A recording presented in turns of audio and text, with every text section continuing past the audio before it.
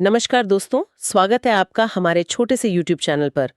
दोस्तों, आज की क्लास शुरू करने से पहले ना जल्दी से चैनल को सब्सक्राइब कर लीजिए और हाँ, इस वीडियो को लाइक करें और नीचे कमेंट करके अपनी उपस्थिति जरूर दर्ज कराएं। और एक और जरूरी बात, इस क्लास की पीडीएफ डाउनलोड करने के लिए हमारा Telegram channel free railway notes जरूर ज्वाइन करें। हाँ, बिल्कुल। लिंक आपको चैनल के डिस्क्रिप्शन में या फिर इसी वीडियो के डिस्क्रिप्शन बॉक्स में मिल जाएगा। तो चलिए, आज हम एनसीईआरटी विज्ञान के मिश्रित प्रश्नों का प्रैक्टिस सेट नंबर 5 हल करेंगे। एक सवाल रेलवे परीक्षा के लिए बहुत ही महत्वपूर्ण है। तो पहला सवाल है, question number 1, the rate of change of momentum of an object is proportional to the unbalanced force applied in the direction of the force. This law is. मतलब किसी वस्तु के संवेग में परिवर्तन की दर बल की दिशा में लगाए गए असंतुलित बल के समानुपाती होती है। ये कौन सा नियम है? ऑप्शंस है, ए न्यूटन का प्रथम नियम, बी न्यूटन का द्वितीय नियम, सी न्यूटन का तृतीय नियम या डी जड़त्व का नियम। तो इसका सही जवाब है ऑप्शन बी, न्यूटन का द्वितीय नियम। ये तो न्यूटन के दूसरे नियम की सीधी सीधी परिभाषा ही है। अच्छा, तो ये F = ma वाला जो फॉर्मूला हम पढ़ते हैं वो इसी से जुड़ा है? बिल्कुल, ये उसी का एक रूप है। संवेग में परिवर्तन की दर ही तो त्वरण या एक्सेलरेशन को जन्म देती है। तो आप जितना ज्यादा बल लगाएंगे, संवेग में बदलाव उतना ही तेज होगा। समझ गया। चलिए अगला सवाल देखते हैं। Question number 2, what is the chemical formula of bleaching powder? यानी कि विरंजक चूर्ण का रासायनिक सूत्र क्या है? ऑप्शंस है, ए NaHCO3, बी Na2CO3, सी CaOCl2 और डी CaOH2। इसका सही जवाब है ऑप्शन सी, CaOCl2। CaOCl2, इसको कैल्शियम ऑक्सीक्लोराइड भी कहते हैं, है ना? जी हाँ, बिल्कुल। और बाकी के ऑप्शन भी बहुत कॉमन है, जैसे NaHCO3 बेकिंग सोडा है, Na2CO3 वॉशिंग सोडा है और CaOH2 बुझा हुआ चूना। ये चारों ही बहुत पूछे जाते हैं। सही बात है। एक सवाल से 4 चीजें याद हो गईं। अब आते हैं जीव विज्ञान पर। Question number 3, which part of the Bryophyllum plant develops a new plant by vegetative propagation? मतलब ब्रायोफाइलम पौधे का कौन सा हिस्सा कायिक प्रवर्धन से नया पौधा बना सकता है? जड़, तना, पत्ती या फूल? इसका सही जवाब है ऑप्शन सी, पत्ती। पत्ती से? ये तो बड़ा अजीब है। हाँ, ये बहुत अनोखा है। ब्रायोफाइलम, जिसे पत्थर चट्टा भी कहते हैं, उसकी पत्तियों के किनारों पर छोटी छोटी कलिकाएं निकलती हैं और जब वो पत्ती जमीन पर गिरती है तो हर कली से एक नया पौधा उग जाता है। कमाल है। चलिए वापस फिजिक्स पर। Question number 4, the radius of curvature of a concave mirror is 20 centimetres. What will be its focal length? एक अवतल दर्पण की वक्रता त्रिज्या 20 सेंटीमीटर है, तो इसकी फोकस दूरी क्या होगी? ए 20 सेंटीमीटर, बी 40 सेंटीमीटर, सी 10 सेंटीमीटर या डी 5 सेंटीमीटर? ये तो बहुत सीधा सवाल है। सही जवाब है ऑप्शन सी, 10 सेंटीमीटर। हाँ, इसका तो सीधा फॉर्मूला है F = R/2। बिल्कुल। फोकस दूरी हमेशा वक्रता त्रिज्या की आधी होती है, तो 20 का आधा 10 सेंटीमीटर हो गया। एकदम सही। अगला सवाल है बिजली से जुड़ा हुआ। Question number 5, if the resistance of a circuit is doubled and the voltage is kept the same, what will be the effect on the current? मतलब अगर सर्किट का प्रतिरोध दोगुना कर दें और वोल्टेज उतना ही रहे तो करंट पर क्या असर पड़ेगा? दोगुनी हो जाएगी, आधी हो जाएगी, 4 गुनी हो जाएगी या कोई बदलाव नहीं होगा? इसका जवाब है ऑप्शन बी, आधी हो जाएगी। ये ओम के नियम पर आधारित है। V = IR। तो अगर R दोगुना होगा तो I को आधा होना ही पड़ेगा ताकि V बराबर रहे। बिल्कुल। प्रतिरोध और धारा एक दूसरे के व्युत्क्रमानुपाती हैं, मतलब एक बढ़ेगा तो दूसरा घटेगा। ठीक है। अगला सवाल है question number 6, which acid is found in an ant sting? मतलब चींटी के डंक में कौन सा एसिड पाया जाता है? एसिटिक अम्ल, सिट्रिक अम्ल, मेथनोइक अम्ल या लैक्टिक अम्ल?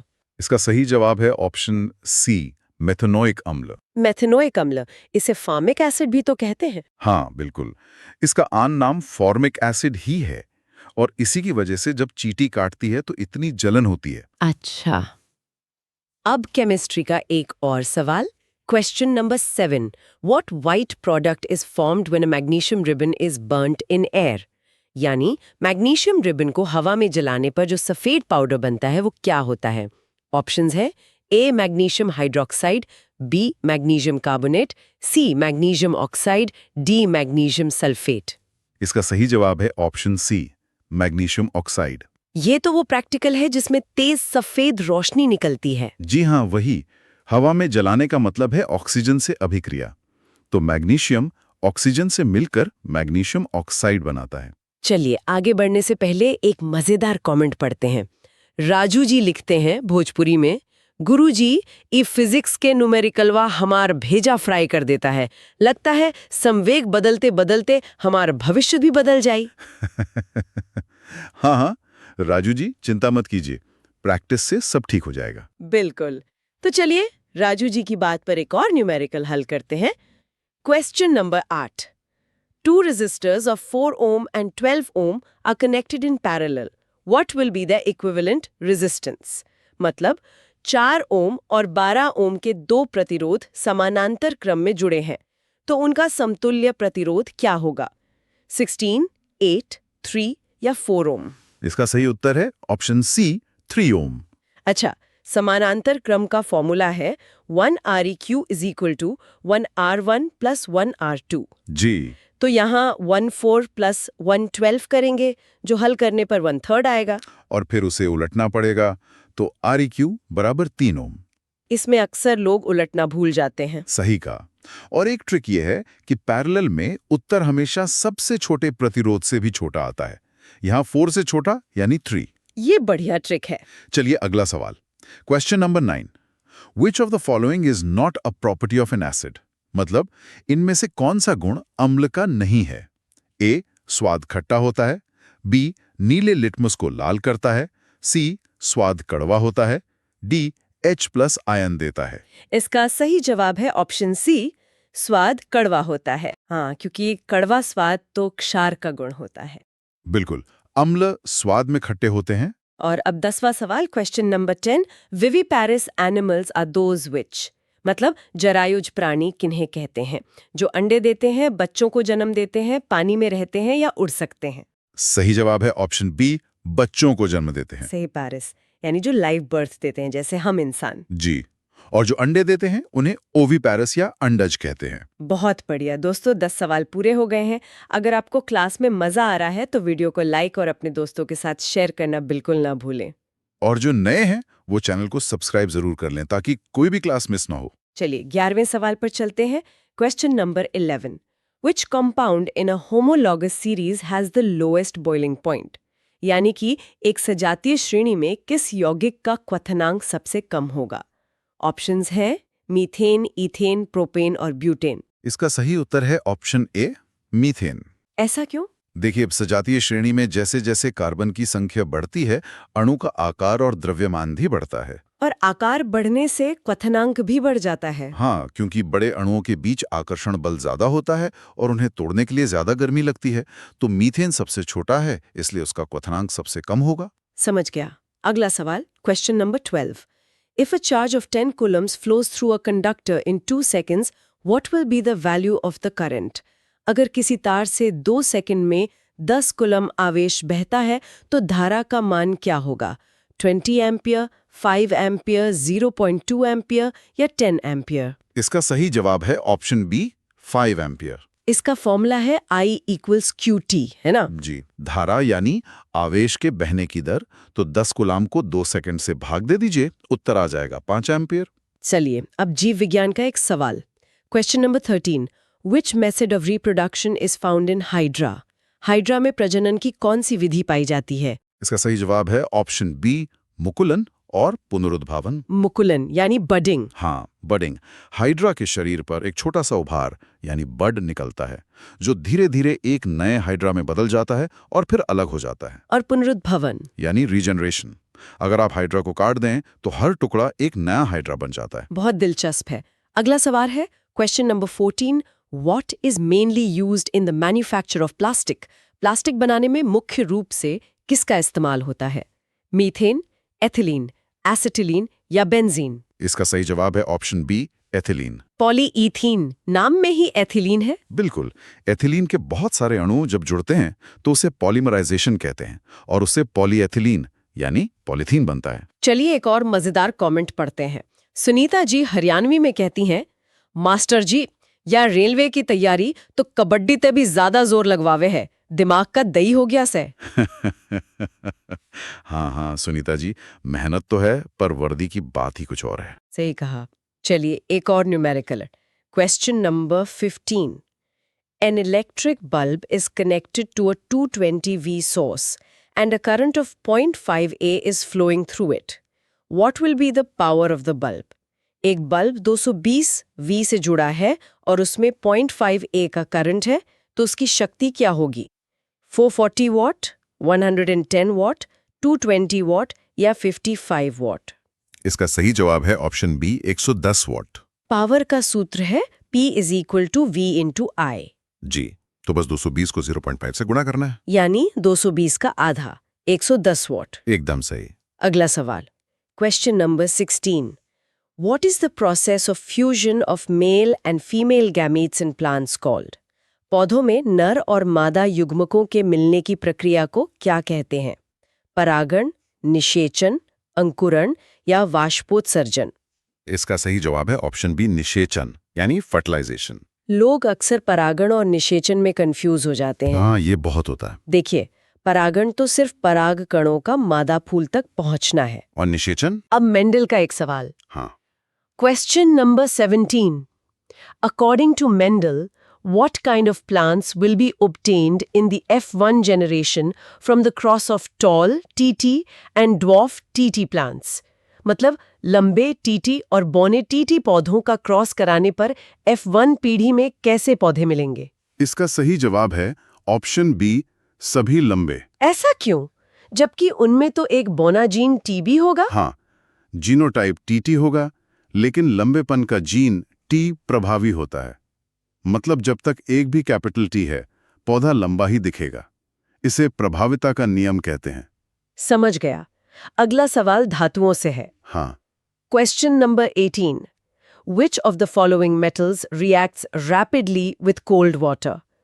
इनमें से कौन सी धातु ठंडे पानी से भी तेजी से अभिक्रिया करती है? लोहा, एल्यूमिनियम, पोटेशियम या तांबा? सही जवाब है ऑप्शन सी, पोटेशियम। पोटेशियम और सोडियम तो बहुत ज्यादा क्रियाशील होते हैं। जी हाँ, इतने ज्यादा कि ठंडे पानी में भी आग पकड़ लेते हैं। सही। अब अगला सवाल, question number 19. Plaster of Paris (POP) is used to join broken bones. What is its chemical formula? टूटी हड्डियों को जोड़ने वाले प्लास्टर ऑफ पेरिस का रासायनिक सूत्र क्या है? इसका सही जवाब है option B, CaSO4 into half H2O। Half H2O, इसे कैल्शियम सल्फेट हेमीहाइड्रेट कहते हैं, राइट ना? बिल्कुल, हेमी मतलब आधा। और जो ऑप्शन ए है CaSO4 into 2H2O, वो जिप्सम का सूत्र है। POP जिप्सम से ही बनता है। अच्छा, गरम करके। जी। और अब 20वां सवाल, एक और numerical. Question number 20. An object of 12 kg is at a height of 40 centimeters. What will be its potential energy?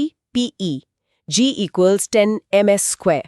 मतलब 12 किलो की वस्तु 40 सेंटीमीटर की ऊंचाई पर है, तो उसकी स्थितिज ऊर्जा क्या होगी? इसका सही जवाब है ऑप्शन बी, 48 जूल। इसमें सबसे पहले 40 सेंटीमीटर को मीटर में बदलना पड़ेगा, यानी 0.4 मीटर। बिल्कुल, यूनिट्स का ध्यान रखना बहुत जरूरी है। फिर बस mgh फॉर्मूले में मान रख दीजिए। तो 12 गुणा 10 गुणा 04, जो कि 48 जूल हो गया। एकदम सही। बहुत बढ़िया। दोस्तों, 20 सवाल हो चुके हैं। मुझे उम्मीद है आप सब साथ साथ जवाब दे रहे होंगे। हाँ, और क्लास को ज्यादा से ज्यादा शेयर करें ताकि सभी जरूरतमंद छात्रों तक ये पहुंच सके। चलिए 21वें सवाल पर आते हैं। Question number 21. What is the basis of classification of elements in the modern periodic table?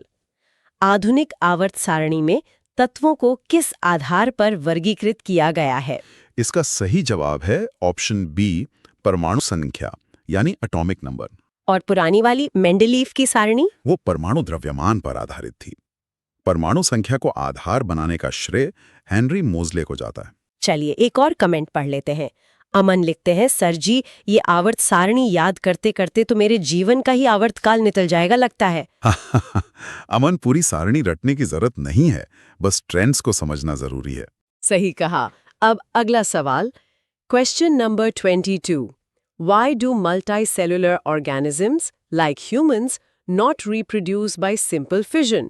बहुकोशिकीय जीव जैसे इंसान सरल विखंडन से प्रजनन क्यों नहीं करते? इसका सही जवाब है ऑप्शन बी, उनमें विशेष ऊतक और जटिल अंग होते हैं। मतलब वो अमीबा की तरह बीच से दो हिस्सों में नहीं बंट सकते। नहीं, क्योंकि हमारा शरीर सिर्फ कोशिकाओं का ढेर नहीं है। इसमें अलग अलग काम के लिए दिल, दिमाग, फेफड़े जैसे जटिल अंग हैं। आप इन्हें बस काट कर दो नहीं बना सकते। सही बात है। अगला सवाल है question number 23। Choose the true statement regarding mass and wait.